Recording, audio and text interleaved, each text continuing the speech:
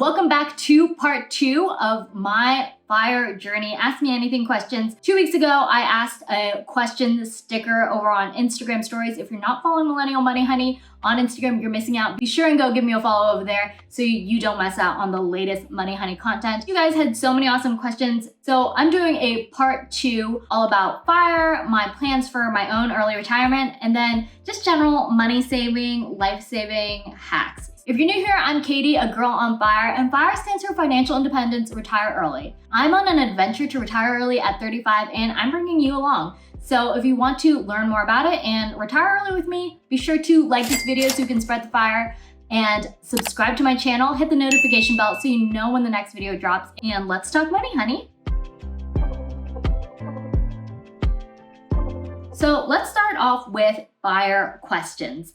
The first one I got is, how do you incorporate a mortgage into FIRE? So I think you need to think about all of your all-in annual expenses that go into your house. A mortgage eventually, hopefully, will go away once you pay it off, but you're always going to have to think about property taxes, homeowners insurance, and expenses like that. When you are totaling up your FIRE number, doing annual expenses times 25 or annual expenses times 33, you're going to want to count your housing costs into that annual expense number. So how did I actually decide on my FIRE number? I took my annual expenses, which is about $30,000 right now, doubled that for a $60,000 annual expenses, and multiplied that times 25. Why did I double my annual expenses? Is because I want kids and I don't really know how much they are going to cost. I figured that doubling what I spend, and I feel like I spend a good amount, or at least what I think is healthy and like an enjoyable lifestyle, I decided to double that to factor in an extra human who I feel like will be equally as expensive as I am, hopefully not more than that. So that's what I feel comfortable doing my number off of. So my number is actually $1.5 million. So that is how I calculated my own FIRE number. And if you are trying to figure out your own FIRE number, be sure to check out my video. This is part 3 of my How to Retire Early series, and that will talk you through how exactly you should calculate your own FIRE number. How do you FIRE when working part-time due to health? First off, I am really cognizant that FIRE can look different for everybody. It doesn't need to look like exactly what I'm doing. In fact, it definitely will not. Everybody's FIRE journey is going to be so different. I think the important thing to keep in mind, there are other types of FIRE. Coast FIRE, slow FIRE, and barista FIRE. These are 3 types of FIRE that are not the extremes. To give you a brief overview, slow FIRE is when you are working on the path to financial independence, but you take periodic breaks to get you there. I think if you are working part-time due to health reasons and maybe you need that insurance, 2 options for you would be Coast FIRE or Barista FIRE. And Coast FIRE is a much smaller number that you need to have invested, but once you've invested that number, you will never ever need to invest another dollar more, and what you earn during your annual year only needs to cover your annual expenses, and you'll still have your FIRE number to be able to retire at the traditional retirement age. Alternatively, barista FIRE is maybe you drop down to a part-time job, so something similar to your situation, and then you're able to still have health insurance, but you're working much less, and it's just a way to take the slow route and eventually achieve financial independence. When you reach FIRE, will your investments grow even while you're withdrawing? The 4% rule doesn't really account for that, and it determines a successful portfolio as one that at the end of your lifetime, if your portfolio has $1 in it, it still counts as being a successful portfolio. So to ensure your investments will grow while you're still withdrawing, instead of using the 4% rule, a lot of early retirees who really don't plan on working anymore drop that down to 3% so their investments continue to grow, or at least their initial nest egg never depletes and in fact stays at the same level. So if I start off with a $1.5 million nest egg, I withdraw at 3%, then I will never ever run out of money or even eat into my nest egg withdrawing at 3%. So if you're concerned about that and you do want to be extra cautious, I would do your annual expenses times 33. This also helps you factor in, generational wealth. Maybe you want to not deplete your $1.5 million portfolio. And in fact, you want to leave that to your kids and the next generations. So a times 33 annual expenses would be a better number to target if that is your goal with FIRE. Going into my retirement plans, a lot of you guys had questions on what I was even planning on doing when I retire early. So to answer your questions, what do you do with your time after retiring? Something I really want to do is be a stay-at-home mom. At least for the first few years, I know I want to be at home with my kids. Plus, the cost of childcare is a huge expense. Honestly, I hear it's like as much as a second rent, basically, to send your kids to daycare. I am planning on being there, and that will offset any childcare costs. So that will help with that a lot. And then I want to design an app and travel to all of the contiguous US and Hawaii national parks and see all of them. That's just been a dream of mine, and I don't think I will ever get bored doing those things. Are you interested in starting your own business when you are retired from corporate life? No.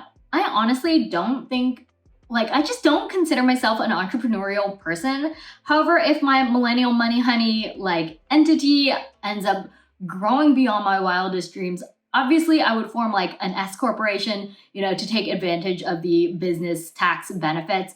But that's really the only way I see myself starting a business in early retirement. It's not in the plan, but never say never. What do you plan to do for health insurance after retiring early? This question I do actually get a lot. As a freelancer, I've did a couple stints of freelance design. Something that I found that was really good and affordable was Oscar Health. I was able to get health insurance coverage for $200 a month in the LA area. I think it's not fully rolled out into all the US cities. But so depending on where you live, I think that's a really good option. And yeah, again, $200 a month is definitely an expense, that you could factor in. Lots of people pay that buying cars. So definitely kind of do your research on what the Affordable Care Act plan could get you, or for example, could look at Covered California. These are general money questions that aren't necessarily related to FIRE, so basically applicable to everybody and something I think you'd find really useful. Somebody asked, I don't have any debt, I have an emergency fund, and I maxed my Roth IRA. I have a lump sum of money. Do I dump it all into a brokerage? Now, I'm not a certified financial planner, CFA, but that is honestly what I did. Take all my money advice with a grain of salt. This is in no way telling you what to do or what to invest in. But yeah, that's what I would do if I don't have debt. I have my emergency fund and I max my Roth IRA for the year. So everything after that is now going into my brokerage account, just my regular taxable brokerage. I will be taxed on my dividends. And if I sell, when I sell, long-term gains will be taxed again. So yeah, that's probably a good idea. It's much better than just sitting there in cash, which will not be growing.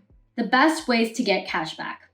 I've talked about this before, but I love the Dosh app. That one is super passive. You just link your credit card, and then as you spend it, you'll check your little account one day and you'll have cash in there. Another one is Drop. Same idea, you link it. I think that one has more stores that people shop at, like Target, Sephora, things like that, give you cash back if you link your card through the Drop app. And then I always have my Citi double cash back card, which gives me 2% cash back on everything and anything. So those are all easy ways that I personally get cash back. And I love these because they are so passive. I don't like to have to remember to do something. So just doing it simple, straightforward, and linking my card, setting and forget it, I do that. Alternatively, there's other little apps like Rakuten. If you don't have a Rakuten account, you are missing out. You've got it, you have to install it. And Honey, you can get gold for, just shopping, doing what you're already doing. The best app is through their desktop widget, but yeah. Dosh and Drop are probably my biggest apps that I use, and I will leave my referral code below. You can get I forget what it is exactly, the incentive, but you get something, I get something. It's a win-win. So be sure to check that out. How does it feel at the beginning and end of a no spin year? Does it get easier? Yeah, okay, I feel you on this, because at the beginning of my no spin year, legitimately I would go through withdrawals. I had such a crazy urge to shop and just go browse that clothes online.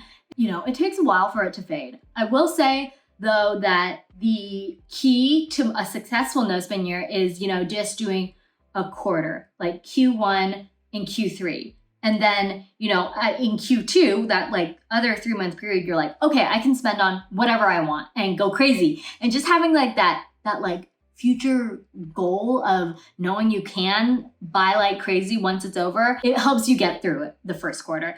And when Q2, by the time 3 months actually rolled around, I didn't really have that desire anymore.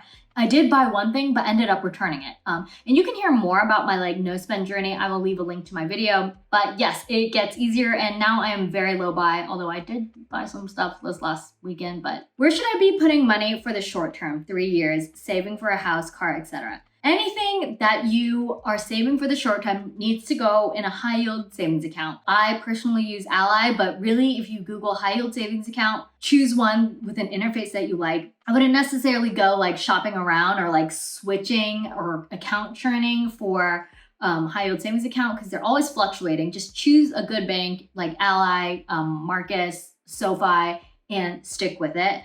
But you don't want to have that money invested because what if we go into a 3-year bear market? You don't want to have to sell your investments at a lower cost and lose out on that money. So be sure for the short term, which is generally like 5 years and under, be sure to stick it in a high yield savings account. Have you ever fallen for bad money advice? What happened and tips for others? I wouldn't necessarily call this bad money advice, but what I accidentally did is put my money into an account, into my Roth IRA, and then I didn't invest it. My dad had told me to contribute to a Roth IRA, and I did, but I didn't invest the money. I just let it sit in the account, and I didn't know until like a couple years later that I should have invested it.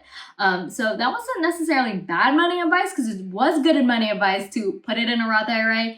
It was just a bad mistake and an oversight to not have invested it. And that wasn't just for me, my sisters experienced that too. And there are lots of people, just transferring money does not mean investing the money. You have to actually buy an index fund or buy a stock. So my tip is transferring money into a Roth IRA or transferring money into an investment account does not equal investing. I've never talked about this before, but I've also been suckered into joining an MLM. I kind of just like pooped my pants telling you that, but I'm gonna be honest, like it wasn't bad money advice per se, but it was a regret. I was home for the summer at the time trying to find the job. This was like 2010, so the market was really bad. Nobody was hiring, and I'm not gonna say which company, but it was a knife selling company. And really the goal of it wasn't so much to sell knives, which I stand by and I still have them and use them and I really do like the product. But the goal of my position and what my boss expected me to do was to recruit more people to join the company, not really sell product. If a company approaches you and the goal is to recruit other people to join the company more than it is to sell a product, be very, very wary of it because that's not a good business model.